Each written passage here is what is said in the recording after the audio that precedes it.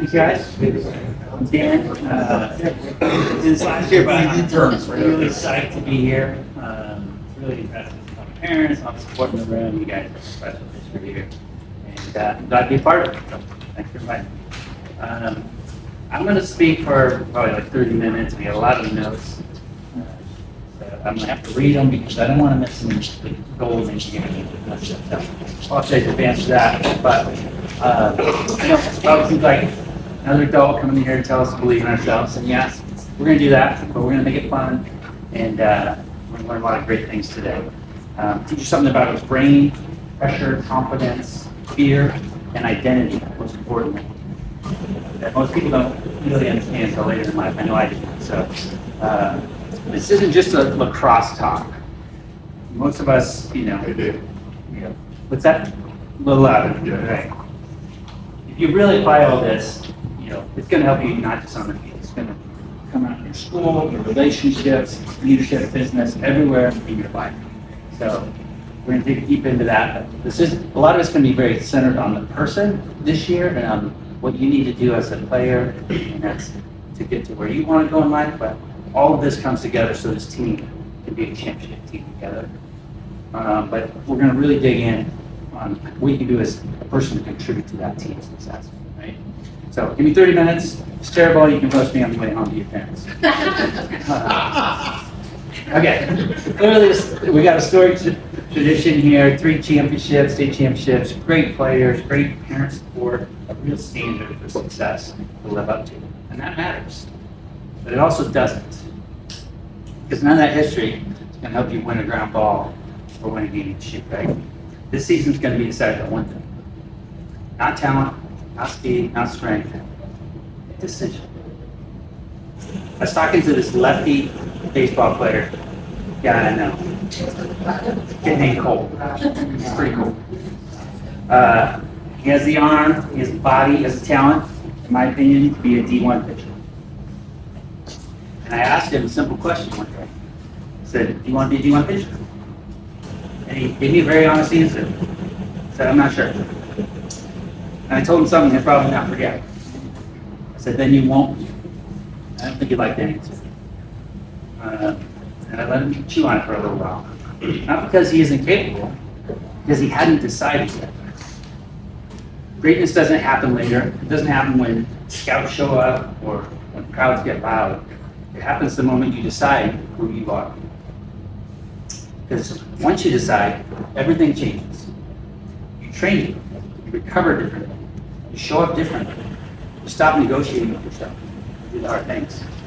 You don't decide who you're going to be. Something else decides for you. Comfort decides, fatigue decides, distraction decides, fear decides, and average is usually the result you get. So here's the question for every one of you in this room right now. Are you someone who plays lacrosse? Or are you someone that's the out-prep lacrosse player who's helping build something special and unforgettable? Those are 2 different identities. One shows up when it's convenient, the other shows up every day. One shows up and hopes to win, the other expects to win because they prepare to win. This season is not decided in May. It's champions, well, you decide it now, in this room, by all of you today. Champions aren't chosen, champions decide. But once you make that decision, the real test is what happens when the pressure comes. So you can't just say, yeah, I decide I want to do that. You gotta live it. Pressure doesn't just test your skills, it tests your mind. And that's what we're going to get into today. If you don't understand what your brain does under pressure, you'll keep getting pulled away from the player that you want to become. So before I show you how to handle that, you need to understand how the brain works under pressure. So let's get into that. The brain has a built-in filter of a particular activated system. And it pays attention to what you deem to be important. You know how sometimes you get a new pair of shoes or anyone buys a new car and you think they're pretty unique, you haven't seen too many of them, and all of a sudden you start noticing them everywhere around the town, everyone's wearing this. They were always there, but your brain didn't know it was important. So once you tell it it's important, suddenly it starts seeking it out, starts identifying those things, seeing them more often. It filters out 90% of what you get. It brings in the important parts. Success is the same way. You decide if you're going to be a champion team. Your brain starts looking for that evidence and opportunities and moments to prove you right. But under pressure, your brain gets loud, and it's trying to take care of you most of the time. So it sees danger, embarrassment, mistakes. So it starts throwing out all kinds of fun garbage. You've heard some of these before. Don't screw this up. Don't drop it. Coach is watching. What if I miss again? Things like that. And when you listen to that voice, your body starts to tighten up, right? Breathing shortens, your instincts are interrupted, you start playing not to lose. And that's when athletes get the ball instead of guide the ball instead of releasing it. They hesitate instead of attacking.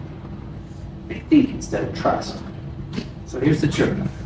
What you focus on under pressure expands. If the voice in your head says don't mess up, your body starts acting out that film, and you usually mess up. It's the voice in the head. But if the voice in your head says, you're the one who hears it, but you're not that voice in your head. You know, it's kind of weird. You always hear yourself talking in your head. It's that person talking all day. But you're not that voice. You're just the one listening. And spoiler alert, that voice lies to you all the time. Half the time it's right. Maybe. It's back and forth. So it's like this manic play-by-play commentator, unless something working in your head, trying to throw you off all day. So you got to learn how to manage it and guide it to the outcomes you want. Luckily, you have a choice. You can keep running the wrong film, let it shape the player you become, or you can learn how to interrupt that and build something much stronger. So, here's a question. I'll show you how this works. But who in this room wants to become a badass lacrosse player this year? Love it. Let me show you how to do that. That type of player who opponents feel, player that teammates trust, player coaches count on in big moments. Here's the problem. Most players think identity comes at the end. They think, first I'll dominate, then I'll get confidence, and then I'll become that player. They'll say, yeah, start with the thought. Maybe the thought's like, I'm decent, but I'm not one of the top players. You ever think that? That thought creates hesitation, doubt, tension. That feeling changes your actions. Now you dodge halfway, pass up shots, play careful, worry about making mistakes. Sound familiar? Those actions, they create experiences. Things like quiet practice, a missed chance, a game where you disappear a little bit. Then your brain says, see, that's what I am, that's who I am. And just like that, the cycle gets stronger. Thought, feeling, action, result, identity. But now let's flip that. Flip and choose the identity first and see what happens. Decide before the world assesses it. I'm becoming a dangerous lacrosse player. Make that commitment. Decide it first. Notice I didn't say I want to be, because the brain hears I'm not yet, and it pushes it away. I didn't say I hope to be, because it hears maybe, maybe not, and it doesn't happen. I said I am being a dangerous lacrosse player.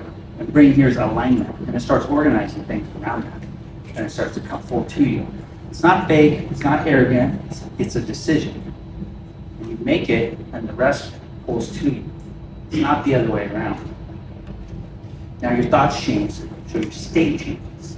You feel more certain, more aggressive, more alive, more calm under pressure. And that changes actions. You attack the drill, you communicate louder, you go after ground balls like that they belong to you. And you recover faster after mistakes. You stop waiting for permission to be great. All these things become more natural and innate because your identity and your state has changed. But now your reps change, and your practice has changed, and your games change. Now you have evidence. This is pretty cool. Evidence is what starts rewriting your identity. Now you start to believe. But then one day, you can start saying, he's different. He's become a dude. He's a problem.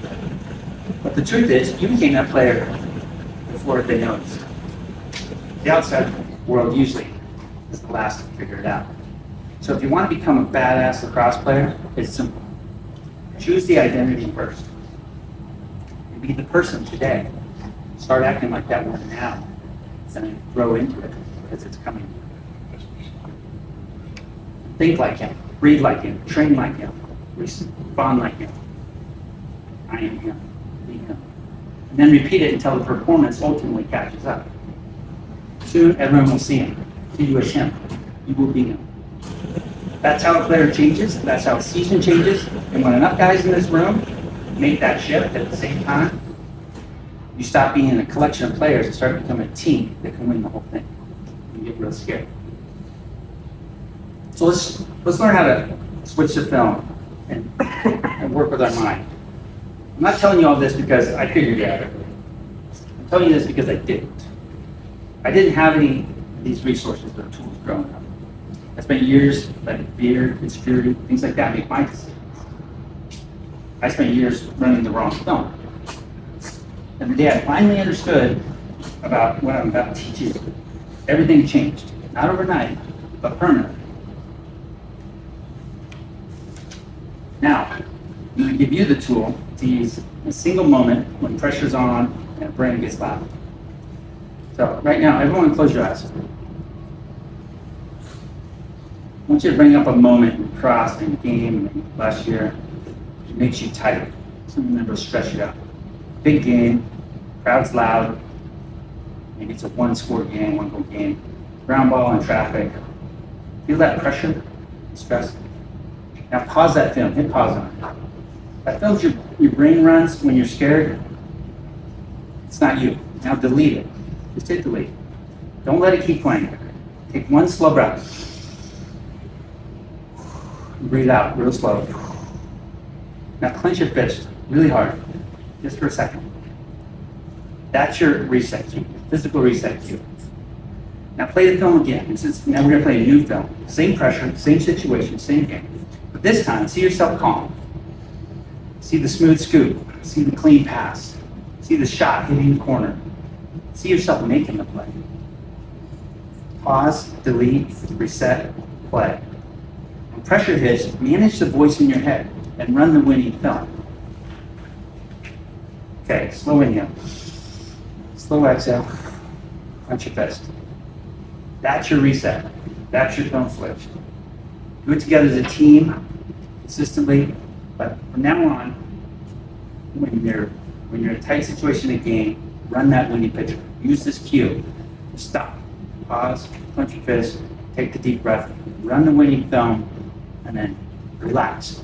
Be in the flow, and let the game go. You make the shot. So, you know organize.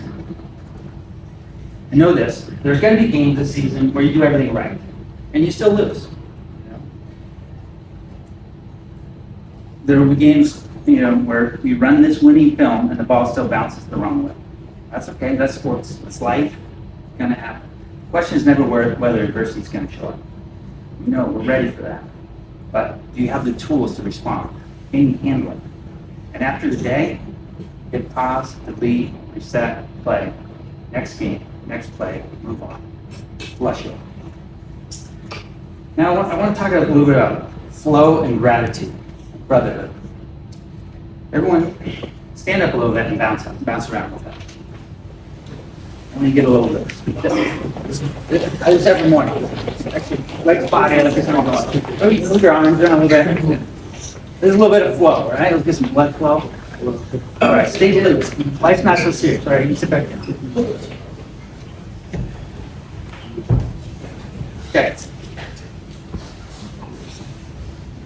Now that we're loose and we're in the flow, let's focus on gratitude. Why? Because gratitude is one of the best ways to change your state. Change our state, change our identity, change our result, right? So, close your eyes one more time. I want you to take a big, slow, brief breath in. Hold it. Slowly let it out. Okay, I want you to think of three things. First, think of one person in your life that you're grateful for. A parent, a coach, a friend, someone who believes in you. Second, think about your body. You're all very gifted, athletic, lucky people. A lot of people would love to be on this team. Second, think about it. The fact that you get to run, compete, be part of the sport, very fortunate, you should be grateful for that. A lot of people would trade place with you and say, I know, I'd love to continue to do the same. Third, I want you to think about this team. This room, all these guys, this season, this chance. You don't get unlimited seasons like this. You got this one. When you feel gratitude, you stop playing scared. Start understanding this is a gift. Now open your eyes and turn to the guy next to you. Look him in the eye. That's your brother this season. When he's tired, you pick him up. When he makes a mistake, you're the first voice he hears, and it better be the right one. Whether the game gets hard, when the game gets hard, you don't fold. Because he's counting on you, right? Championships, they're not won by individuals. They're won by teams that refuse to let each other down. This team can't win with a bunch of individual players, right? So, seniors and leaders, this is your team. The standards you set in the next 48 hours, they'll define the culture of the rest of the season. When a younger guy's dragging, you're the one who picks him up. When the energy drops in a practice, you're the one who brings it back. That's not a burden, that's a privilege. And it's the one you earn. Years from now, you won't remember every score, but you'll remember the guys who picked you up after that hard play, that bad play.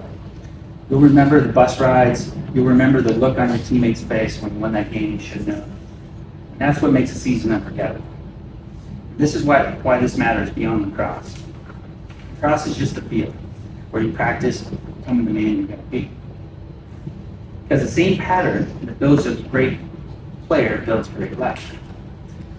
Your thoughts shape your emotions shape your actions shape your results. The results change your identity. And your identity shapes your future. That's true in sports, school, relationships, business, health, life.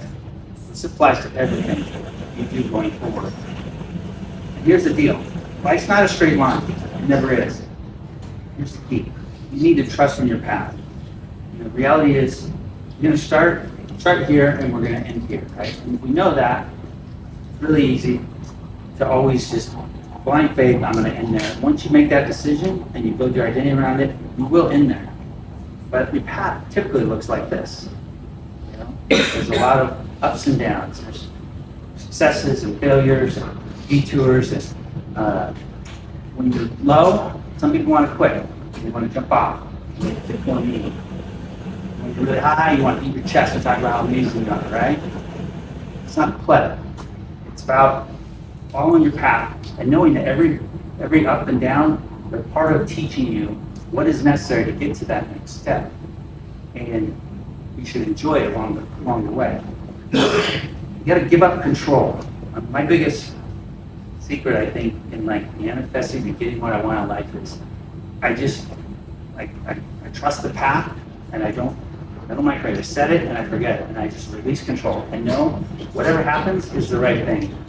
You know, when Bob calls and says, Dan, do you want to do the speech? I just say yes, because that's part of the path. I don't know where it leads me. I don't know where it's going, but I did it the first time and it ended up here, and now I'm here speaking to you guys, and that makes me happy and helps other people. But the point is, you go with the kind of a surrender experiment, and you just allow things to flow with you. And if your intentions are right, your gratitude and your service and you're doing the right things in life, your path will work. You just focus on where you want to end, and then allow it. Stay out of the way. Stay in that flow state, and enjoy the ride. But don't worry about the downside. So you still need to take inspired action. Sometimes I tell people this, and they're like, "Oh, this is great. I'll just say I'm going to do this, and you believe it, and then I don't have to work hard or do anything. It's just happening, right?" But that's not life either, right? You still have to take dedicated, inspired action and go toward it. But here's the really cool part: when you make that commitment, and you're so in the zone of this is what I want to do, it's effortless.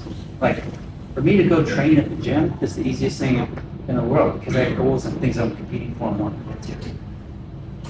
when I was younger in life, that seemed like, oh man, I have to work, I gotta go to the gym, that's hard. That wasn't effortless for me because I wasn't locked in on what that does for me. And I didn't make that choice, my decision, right? But once you make that decision, it works easy. Coming in, doing extra work, more wall balls, whatever you're doing, rebounders. But that's going to happen in the flow. And the other thing is, it gets easier in that the universe kind of just gives you shortcuts. It opens doors. If you're that locked in and you're aligned and you take out all the distortion, then things just start to happen. People, places, circumstances start to show up in your life. It's like this happened to give you a head start to be better than other people. And you'll go from here to here faster than everyone else. You won't jump off the path, but like you may not see as many, I call these red and yellow lights down here, and these are the green lights where things blow your way. Great book by Matthew McConaughey, Green Lights. It's like a lot of red and yellow lights show up in your life, and you can freak out, or you can see them as, these are all going to turn into green lights. These are all teaching me valuable lessons and skills that I need to pick up to get to that next thing. And we don't know where the path takes us. We all set these goals, we think that we got it all figured out. But like, the path will end up in the right spot. You just have to trust that and know it and let it go. So, anyway, I'm off track here. Sometimes a dip in the path, that's exactly what you need. So I've lived that. I guess the best example for me is 7 years ago, I found out I had stage 4 kidney disease. And I thought that day, red light. This is why me? Why is this happening? This is going to really set me back. And I was tough for a minute, but along the way, I stayed positive, worked through it, and luckily I have this beautiful, amazing wife, Sarah, who just happened to be a match, which was a miracle, and I got a new kidney to save my life. Green light, right? So at the moment, I thought this is like such a bad experience. But what came out of that? After that, I started studying everything I could about health and wealth, or biology, human biology. How do I optimize my health and get back to how I used to feel, and my energy and fitness and all these things? I started working on my mindset. A lot of that came from like meditating and manifesting and doing those things, and that drove and learning and reading books, learning how to improve my mind to improve my body and my health. And that led to things like, now I'm in here speaking to you guys, which wouldn't have happened. I started a new business on health and wellness and building supplements. Like, I'm so much happier now than I was before this happened. But in a strange way, it was the best thing that ever happened to me was getting kidney disease, right? So you don't know where your path takes you in life, and when it comes to you, just celebrate it. Like, the Stoics have this philosophy, amor fati. It's basically, love your life and learn to love your kidney. No matter what it is, good, bad, right? Because you don't know what the lesson is and why you need to learn it and where it takes you and how that launches you forward. So whatever happens, this is the beauty of it. You release control. And you don't have to stress all the time. It's like, it's all going to work out. And once you know that, it always works out because you are the person that has the energy, alignment of making it all work out. And people feel energy, and they drive energy, and they want to help you, and things come to you, and good things come into your life, and all these things guide you through the path. And it's kind of this simple hack. You set the direction, you trust it, you believe it, and you can't leave it alone. You just allow life to happen, you stay in that flow, and do the things right. I'm a little off track on where we're at, but basically, trust the ride. So, anyway, I'm going to skip ahead. Most people are living way below what's possible for them. Not because there's no opportunity, but because they never learn to manage their thoughts, they never manage to direct their energy, and act in alignment with the person they want to become. So, once you build that skill, once you learn how to change your state, act through discomfort, and stop letting fear make your decisions, you become very hard to stop. That's resilience, that's power, and that's a skill that transfers everywhere. So yes, this season matters, but what matters even more is who you're becoming through it. Because if you can learn to master your mind, align your actions, and trust your path, even when doesn't make sense, then this game will give you something bigger than limits.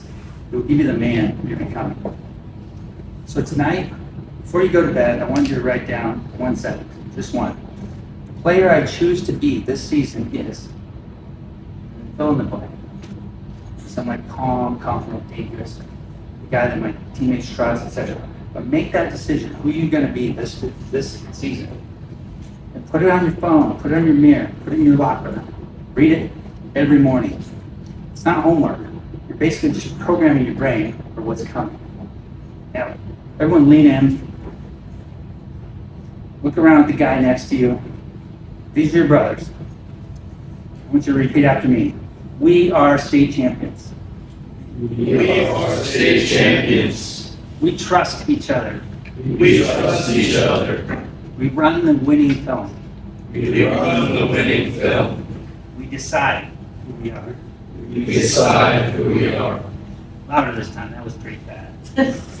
We are state champions. We are state champions. We trust each other. We trust each other. We run the winning film. We run the winning film. We decide who we are. We decide who we are. Now take one deep breath, and all together, give me the loudest roll breath we got. 1, 2, 3. Roll breath!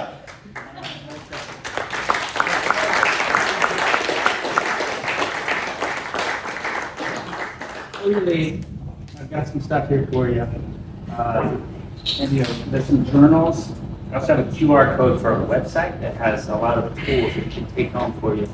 A lot of this mindset work, a lot of these affirmations, pre-game ritual stuff. It's really useful if you use it. So read through it, understand it. I mean, questions, but also in these journals, there's some cues of what to write. And there's this NCAA wrestler. I was a wrestler growing up, so I like wrestling. Guy Kyle Dake is one of the best of all times, and he didn't just train his mind, he trained his body, he just changed his mind. He was at Cornell, and he would write down over and over again his goal, so much that by the end of college, he'd handwritten this one goal 2,978 times. By the time he stepped off the mat, he hadn't just hoped for his future, he rehearsed it, and that did something pretty amazing. He won 4 AA or NCAA state national titles at 4 different weights, which no one had ever done. And every year, as a freshman, he would write, I'm going to win 4 national titles in 4 different weight classes. He'd write it once in the morning and once at night. And then as sophomore, he'd write it twice in the morning, twice at night. As junior, 3 times, 4 times as senior. And it became so innate and just wired that this is what he did. It just came out and it's every piece of success. So that's why I'm giving you a journal. Your brain listens to what you repeat. Champions repeat the right thing. So try to use this, use the website, and I don't see how anyone can stop this team this year. Good luck.